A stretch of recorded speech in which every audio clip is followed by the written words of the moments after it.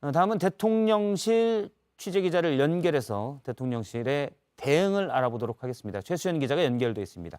최수연 기자, 윤석열 대통령이 오늘 오전에 NSC를 주재했는데 회의 결과가 나왔습니까?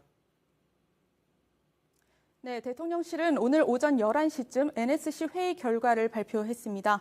윤석열 대통령을 오늘 오전 9시 10분쯤 NSC를 주재했는데 1시간이 넘게 회의를 진행한 겁니다. 이 자리에서 윤석열 대통령은 북한의 도발을 강도 높게 규탄했습니다. 북한의 탄도미사일이 우리 영해 인근에 낙탄된 유례 없는 군사적 도발이라고 강도 높게 규탄을 했습니다. 또 한반도의 평화와 안정을 심각하게 위협하는 행위라면서 강력하게 규탄한다고 얘기를 했습니다. 이번 도발은 UN 안보리 결의와 9.19 군사 합의를 위반한 것이고 또 긴장을 고조시키는 건 모든 책임이 북한에 있다고도 말했습니다. 특히 이번 도발이 이태원 참사의 애도 기간에 일어난 점에 주목을 했는데 그것은 인륜과 인도주의에 반하는 행위라고 얘기했습니다. 북한의 도발이 대가를 치르도록 엄정한 대응을 신속하게 취하겠다고 했고 또 우리 사회와 한미동맹을 흔들어 보려는 어떠한 시도도 통하지 않을 것이라고 윤석열 대통령이 이렇게 얘기를 했습니다. 예, 최 기자가 얘기한 대로 NSC가 1시간 넘게 진행됐다는 거는 그만큼 이 사안을 엄중하게 보는 걸로 해석이 되는데요.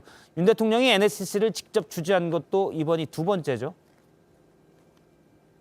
네, 맞습니다. 윤석열 대통령은 지난 5월 25일에 처음으로 NSC를 직접 주재를 했고 이번이 두 번째입니다. 당시 5월 25일에는 북한이 ICBM을 비롯해서 여러 종류의 미사일을 섞어쓰면서 진행한 바 있습니다.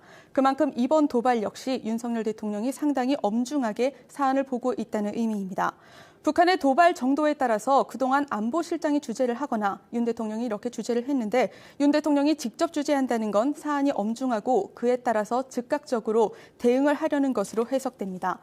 최근에 북한이 7차 핵실험이 임박한 것으로 나오고 있어서 추가적으로 북한의 도발이 있을지 대통령실이 예의주시하고 있습니다. 예, 대통령실에서 최수연 기자였습니다.